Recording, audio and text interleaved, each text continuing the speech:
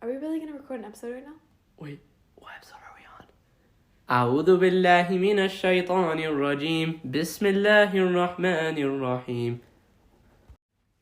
بسم الله والحمد لله والصلاة والسلام على رسول الله. Assalamu alaikum, guys. Welcome back to another episode of our podcast, Deen Thoughts, with your two favorite hosts, Adam and Mira. As you can see, we kind of spazzed up the intro for the day. Let us know if you guys like it. If not, we'll just completely remove it. So today's... Or if you have any ideas of a cute intro, come to us and we'll do it together. Inshallah. So today's podcast episode is about friendship, and about why friendship is important, some different types of friendship, with a believer, non-believer, good friendship, bad friendship, and so we have some ayat, Quran, and some ahadith, and we're gonna start off right off the bat with Surah Az-Zukhruf, ayah 67. أعوذ بالله من الشيطان الرجيم بسم الله الرحمن الرحيم الأخلاء يومئذ بعضهم لبعض عدو إلا المتقين. The translation is, friends on that day will become enemies to one another except the God-fearing. So, why is it important?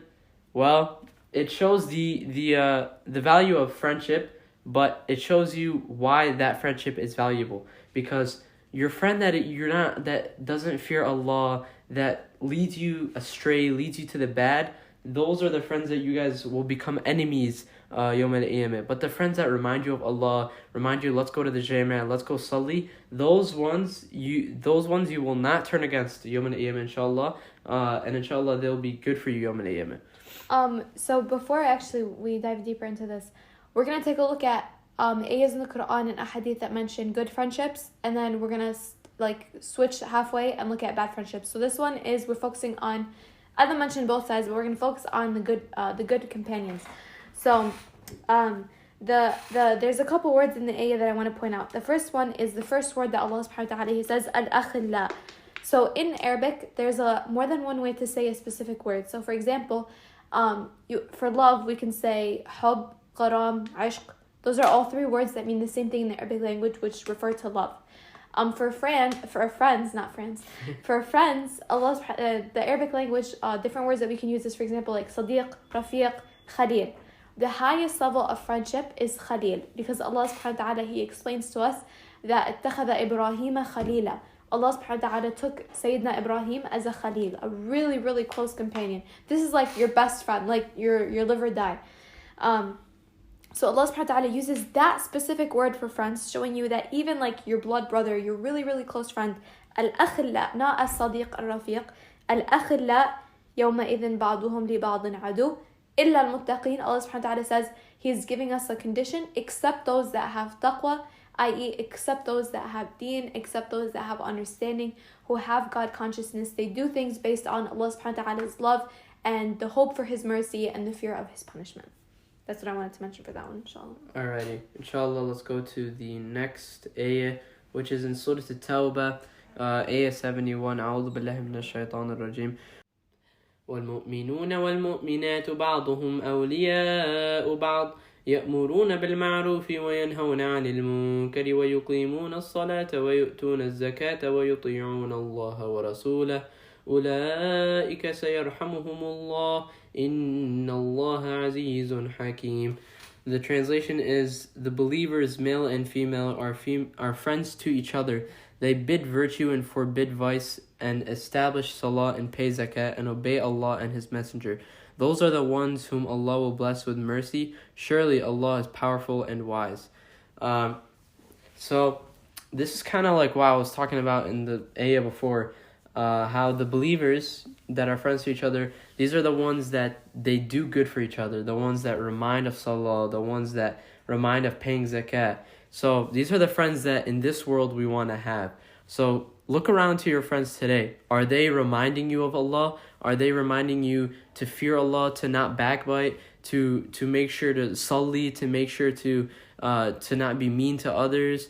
So these are the believers, the friends that we want to be around. Because there's even another hadith which I think we were gonna bring up later. I don't know if we were. You can bring it up right now. Yeah, but it's كما قال الرسول. I'm not sure exactly how it is, but it's a sahib sahib, right? So your friend is who you put yourself around. Those are the people that will kind of affect you, your characteristics, and how you will start acting. And there's another hadith that I want to bring up that is narrated by Abu Musa, Allah's Messenger sallallahu alaihi wasallam. Kama qala Rasulullah, the example of a good friend in comparison with a bad friend is like that of a musk seller and the blacksmith's bellows. From the musk seller, you would either buy musk or enjoy its good smell. With the blacksmith's bellow, would either burn your clothes or house, or you get a bad, nasty smell thereof.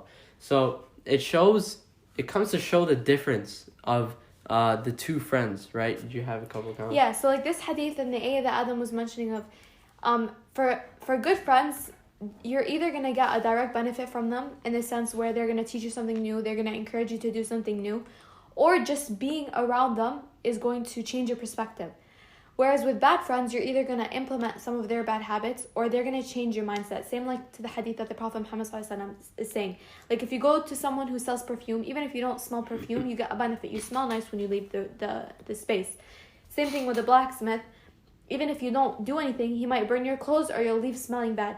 And subhanAllah, these two ayahs that we mentioned, so the ayah in Surah Al-Tawbah and the ayah in Surah Al-Zukhruf, the two themes, so the first one we said that the friends are going to run away to each other on the day of judgment except those who have taqwa. So the first theme is that you're going to be a benefit to each other in the day of judgment in the hereafter.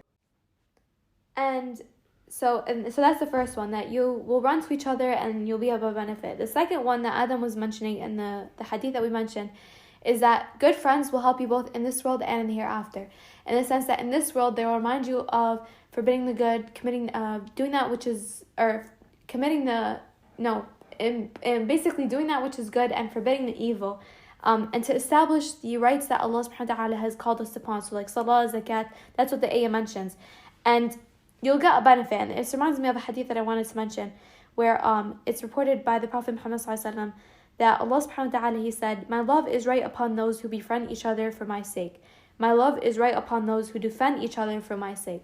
So subhanAllah, when you love someone for the sake of Allah, it's actually one of the characteristics of the 7 groups of people who will be under the shade of the day of Allah, of the throne of Allah subhanahu wa ta'ala, on the day where there is no shade but his shade. So essentially, on the day where everyone is sweating based on their sins, everyone is scared and afraid. The sun is right over your head, mile above your head. You will be of the group of people who are under the shade of Allah subhanahu wa ta'ala. You'll be in his shade, in his peace, in his tranquility, just because of the love that you had for someone for the sake of Allah, for that good companion and that good friendship. And like this hadith mentions, the love of Allah subhanahu wa ta'ala will be upon you just for the love that you have for this brother for the sake of Allah. So essentially, it's only a benefit when you have good friends. They remind you in this world, they're a benefit for you both in this world and in the hereafter. And inshallah, they allow you to attain Allah subhanahu wa ta'ala's love. Now we're going to take a look at the opposite side. Wait, before, I just want to mention one other hadith. I don't know exactly like the hadith, I just know like kind of the concept, right? A summary. So kama qala Rasulullah alayhi salatu wasalam, I remember there was something where it was like the Rasul said, if you want to know a person, you look at his friends. Yeah. Right. So that's true. Like let's say you want to marry someone, you want to know how he acts, you want to go to his friends and see how they act, hang out with them for a day. It's the hadith المرء على دين خليله فلينظر أحدكم من يخالل. Yeah, that one. Yeah.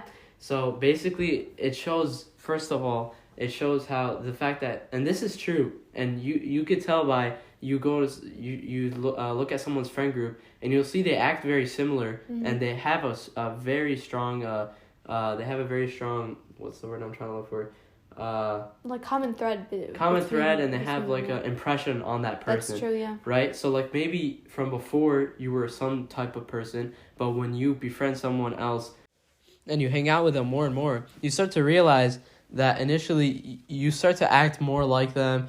You may even change in some type of way, you start treating others differently, just how they start treating you. If they're treating you nicely, you start to treat others nicer. But if they're treating you like kind of mean, they're kind of bullying you, maybe you start to like get kind of annoyed, frustrated throughout the day. So you start being mean to others as well. So that's why that hadith, it's true. Sahib. Right, sahib. And no, the one where you look at someone's friends. Oh yeah, to look at how they are. To look at how they are. So and you could even see today, like we said, you can see it. So that's just one thing I wanted to bring up.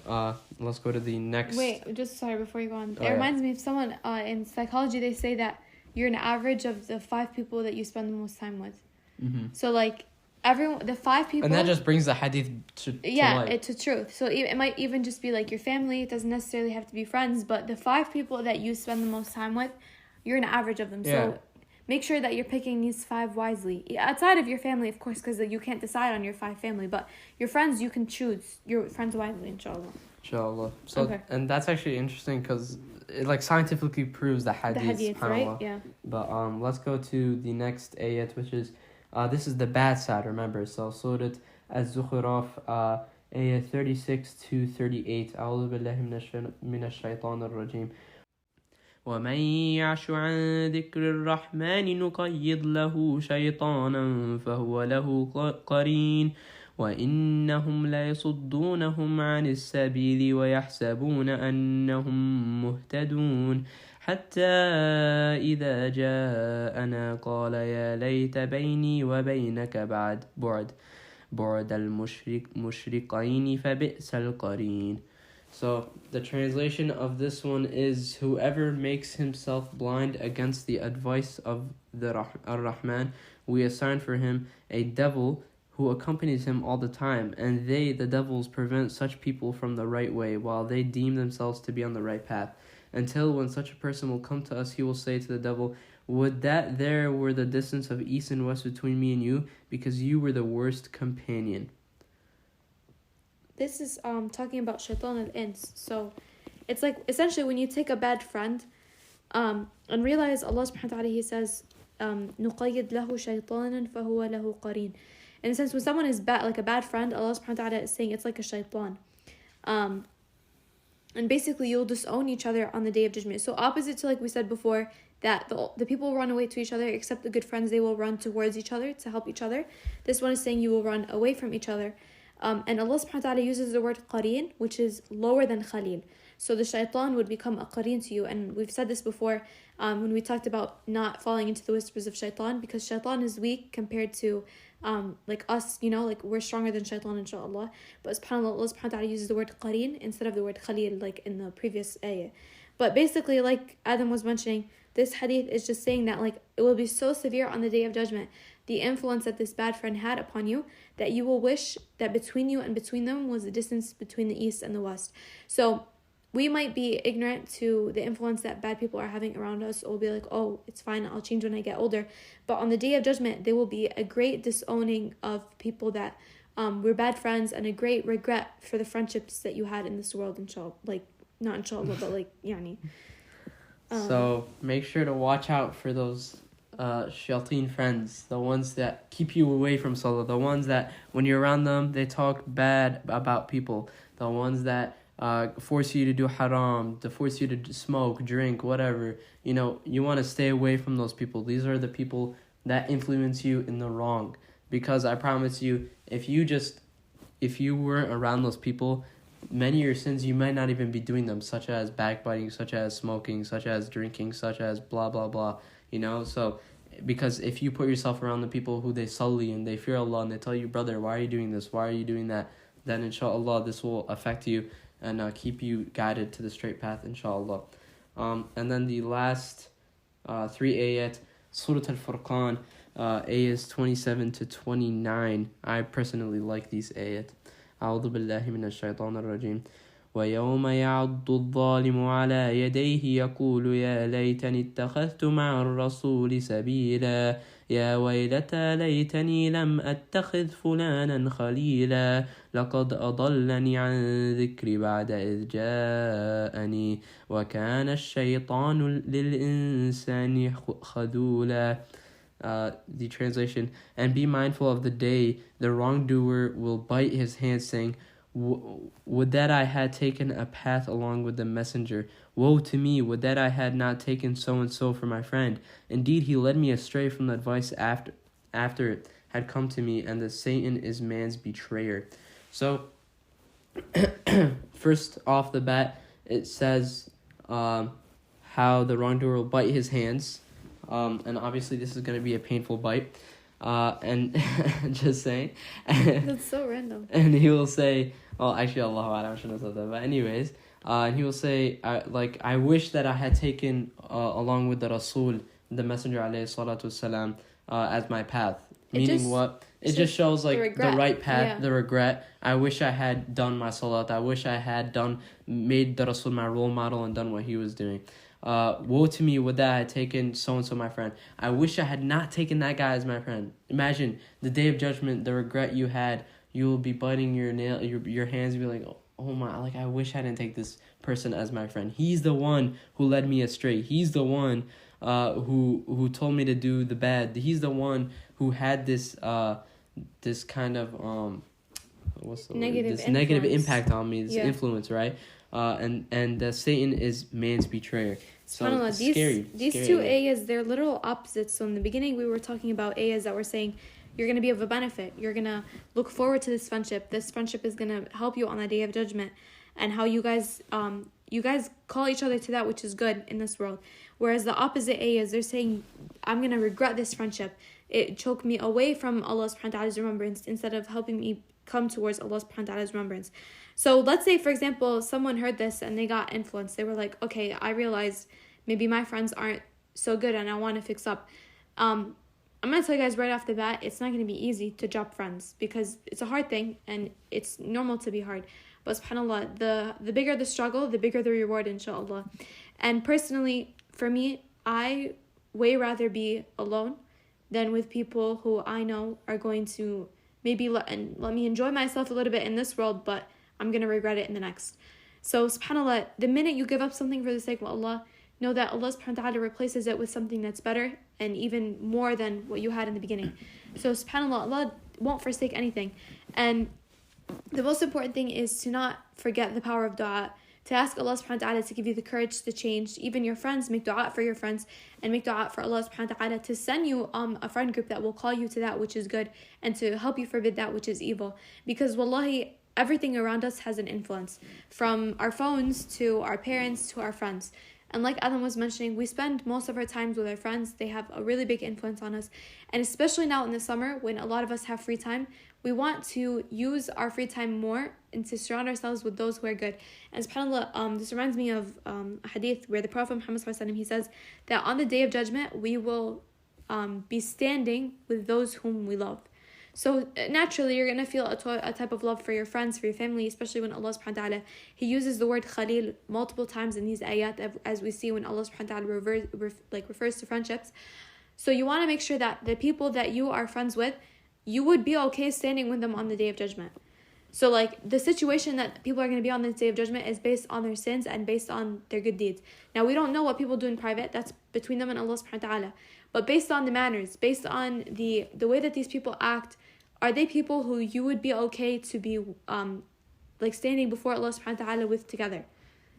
Another thing I want to mention is about what you were saying earlier. It's also difficult to realize that, oh, my friends are actually having this impact on me, and my friends may not be the best environment that I'm in, right? So, and that's the nafs, that is the desire to want to do the haram and all that. And that may be your friends, pushing you towards that, or kind of giving you that like easy way into that haram. So you always want to make sure you're in the right environment. You want to look around when you're with your friends. Is this where I want to be? Are they pushing me towards the halal? But at the same time, obviously, you don't want to be like, oh, he did one haram play, khalas, he's the worst friend ever. Because you also might, if you think you're strong enough, have an impact on others.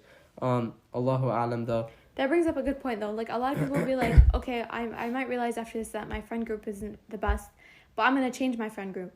But they always say that if you have like a bunch of potatoes and there's one potato that's bad, it'll make all the rest of the potatoes go bad. We as people, insan comes from the word nasi, which is forgetfulness. We are a creation that we're very forgetfulness and we're overtaken by our desires. So you can't just say that I will basically befriend these people in order to be the change for them, because essentially we have to worry about our own situation for our iman, like our iman is very important. So you don't want to put your own iman and your own hereafter essentially in jeopardy just to help out other people. Of course, make sure that if you see something that's wrong, you still inform them in a way that's respectful, you're calling to good, and you're being a source of guidance for them, but not to the point where it's going to jeopardize your iman.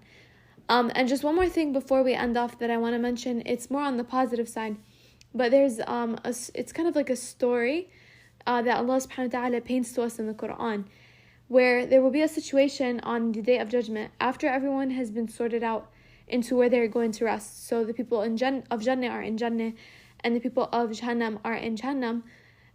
There will be a group of people who are in Jannah, and they will basically, after talking amongst themselves, they will realize that they had friends in this world that are not with them. And they will ask Allah subhanahu wa ta'ala, and they will say that we used to have a qareen.